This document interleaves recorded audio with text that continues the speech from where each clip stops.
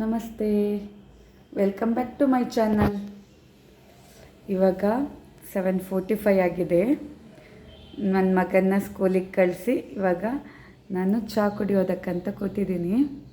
ಇವತ್ತು ನಾನು ಸಿಂಪಲ್ಲಾಗಿ ಅವಲಕ್ಕಿ ರೆಸಿಪಿನ ಮಾಡ್ಕೊಂಡಿದ್ದೀನಿ ಬ್ರೇಕ್ಫಾಸ್ಟಿಗೆ ಅಂತ.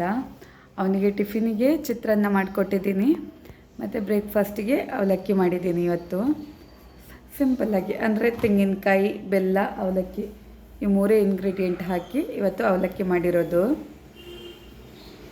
ಯಾರಿಗಾದರೂ ಅವಲಕ್ಕಿಯಲ್ಲಿ ಬೇರೆ ಬೇರೆ ಟೈಪಲ್ಲಿ ಮಾಡ್ಬೋದು. ಒಂದು ಇಲ್ಲಿ ಮಹಾರಾಷ್ಟ್ರದವ್ರು ಮಾಡ್ತಾರೆ ಕಾಂದಾ ಪೋಹ ಅಂತ, ಅದು ದಪ್ಪ ಅವಲಕ್ಕಿಯಲ್ಲಿ ಮಾಡ್ತೇವೆ.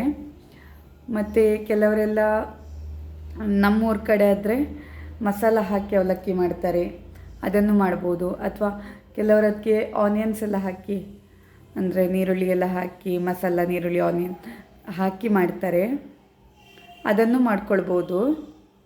ಬೇಕಿದ್ರೆ ಆ ಥರನೂ ಮಾಡ್ಕೊಳ್ಬೋದು, ಅಥವಾ ಸಿಂಪಲ್ಲಾಗಿ ಮಾಡ್ಕೊಳ್ಬೋದು. ಅವಲಕ್ಕಿನ ನಾನು 4 ಟೈಪ್ಸಲ್ಲಿ ಮಾಡ್ತೇನೆ.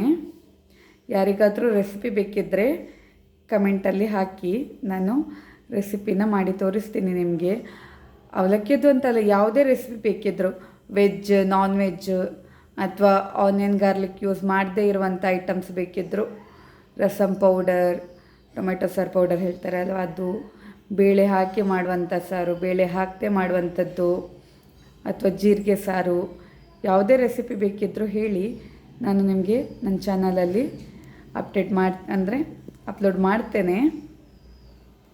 ಓಕೆ, ನಾನು ನನ್ನ ಬ್ಲಾಗ್ನ ಇಲ್ಲಿಗೆ ಮುಗಿಸ್ತೀನಿ. ಬಾಯ್.